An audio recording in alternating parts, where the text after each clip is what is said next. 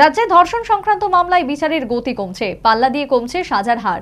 2023 সালের তুলনায় 2024-এ ধর্ষণ সংক্রান্ত মামলায় বিচারের গতি অসাধারণ লক্ষণীয় হ্রাস পেয়েছে। চলতি বিধানসভা অধিবেশনে আইনমন্ত্রীর দেওয়া তথ্যতে দেখা যাচ্ছে 2023-এর তুলনায় 2024-এ ধর্ষণ সংক্রান্ত মামলা সাজার সংখ্যা প্রায় অর্ধেক হয়ে গেছে।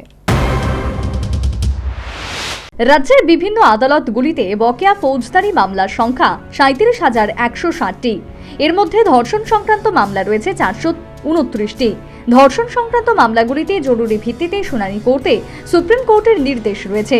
মামলার গুরুত্ব বুঝে কখনো কখনো ফাস্ট ট্র্যাক কোর্টের মাধ্যমে বিচার করতে পরামর্শ দিয়ে থাকে শীর্ষ আদালত।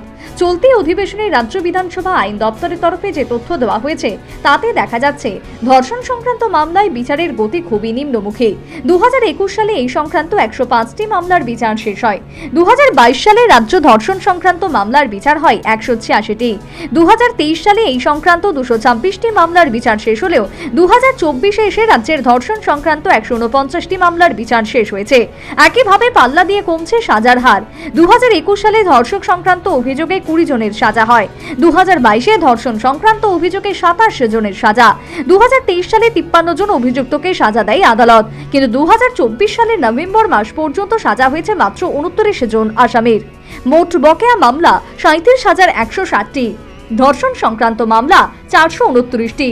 ধর্ষণ সংক্রান্ত মামলায় বিচারের সংখ্যা 2023-এ 105টি, 2022-এ 186টি, 2023-এ 226টি, 2024-এ 149টি। 25 নভেম্বর 2024 পর্যন্ত ধর্ষণ সংক্রান্ত মামলায় সাজার সংখ্যা 2021-এ 20 জন, 2022-এ 27 জন, 2023-এ 53 জন, 2024-এ 25 জন। 25 নভেম্বর 2024 পর্যন্ত ধর্ষণ সংক্রান্ত গুরুতর অভিযোগগুলির ক্ষেত্রে দ্রুত বিচার প্রক্রিয়া শেষ করার পরামর্শ দিয়ে থাকে সুপ্রিম কোর্ট। এই সংক্রান্ত মামলায় দীর্ঘসূত্রিতা বিচারের প্রভাব ফেলতে পারে। তথ্য প্রমাণ লোপাটের আশঙ্কা থেকে এই ধরনের মামলার প্রক্রিয়া শেষ করতে পরামর্শ দেয় সুপ্রিম কোর্ট।